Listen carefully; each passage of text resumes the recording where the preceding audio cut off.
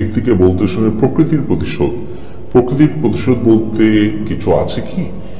দেখুন, প্রকৃতির প্রতিশোধ বলতে কোনো কিছু নেই। যারা প্রকৃতির প্রতিশোধ বলেন তারা মূলত এমন একটা কথা বলেন যে কথাটি কুফুরি কথার সাথে সাদৃশ্যপূর্ণ, বা যে কথার কুফুরি একটি মিনিং আছে। প্রকৃতি আল্লাহর সৃষ্টি, অতএব এই প্রকৃতি কোনো প্রতিশোধ নিতে পারে না বা প্রকৃতির প্রতিশোধ পরায়ণ হতে পারে না। আল্লাহ রাব্বুল আলামিন কারোর কোনো পাপের কারণে তাকে প্রায়শ্চিত্তের মুখোমুখি করেন, শাস্তির মুখোমুখি করেন, সেটিও হতে পারে।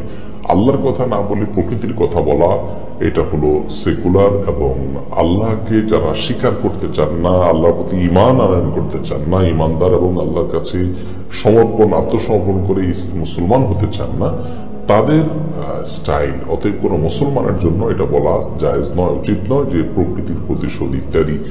বরং এই প্রকৃতি এটা আল্লাহ তাআলার সৃষ্টি, সে কিভাবে প্রতিশোধ দিবে? আল্লাহ তাআলা এই প্রকৃতি দিয়ে কোনো ব্যক্তিকে শাস্তি দিতে পারেন, উপযুক্ত তার প্রাপ্য দিতে পারেন, সেটি সম্পূর্ণ আল্লাহ তাআলার বিষয় এবং গায়েবের বিষয়। আমরা সে বিষয়ে যে সবসময় মন্তব্য করতে পারবো তা নয়।